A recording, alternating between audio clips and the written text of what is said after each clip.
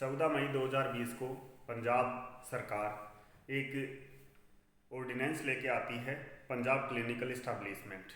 और ये ऑर्डिनेंस लेके आती है कॉन्स्टिट्यूशन ऑफ इंडिया के सेक्शन 213 के तहत।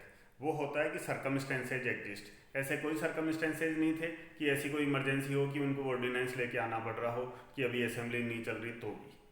ठीक है, अब बात करते हैं कि कोरोना की। तो कोरोना के टाइम पे ईच एंड एवरी डॉक्टर जो उससे बन पड़ रहा था वो सभी कर रहे थे।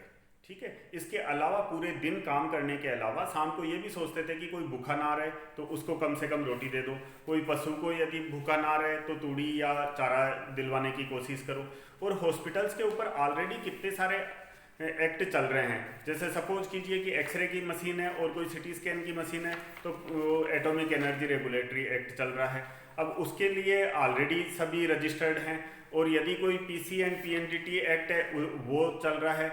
ठीक है, अब इनका सभी का ऑलरेडी रजिस्ट्रेशन होता है, वो भी डिस्ट्रिक्ट अप्रोप्रिएट अथॉरिटी के पास के अंदर होता है। उनकी सबकी रिपोर्ट हर महीने देनी होती है। तो फिर ये और अलग अलग एक्ट की लोगों को लाने की ज़रूरत कहाँ है।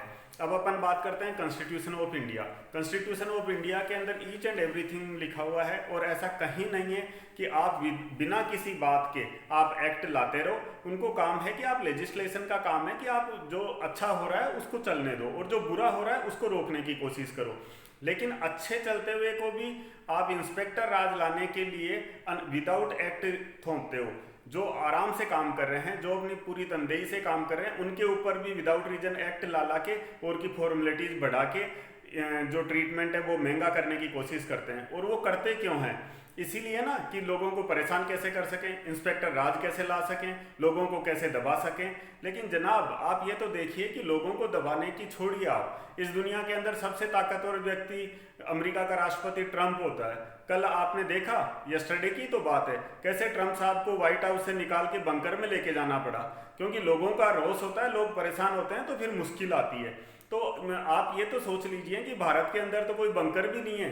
तो ऐसा ना कीजिए कि जिससे लोगों को परेशानी आए, डॉक्टरों को परेशानी आए, पंजाब की और भारत देश की जनता को परेशानी आए। तो मेरी आपसे यही है कि ये जो क्लिनिकल एस्टेब्लिशमेंट बिल है, ऑलरेडी इतने एग्जिस्टिंग लॉ इतने हैं कि इसकी ज़रूरत ही नहीं है। आप क्यों अननेसेसरी ला के और लोगों को पैसा खराब कर रहे हैं, लोगों का टाइम बर्बाद कर रहे हैं और इंस्पेक्टर राज बन पा रहे हैं। तो मेरी आपसे यही अपील है कि ये जो ऑर्डिनेंस है इसको ऑर्डिनेंस ही रहने दें, इसको एक्ट में कन्वर्ट करने की कोशिश ना करें। Thank you.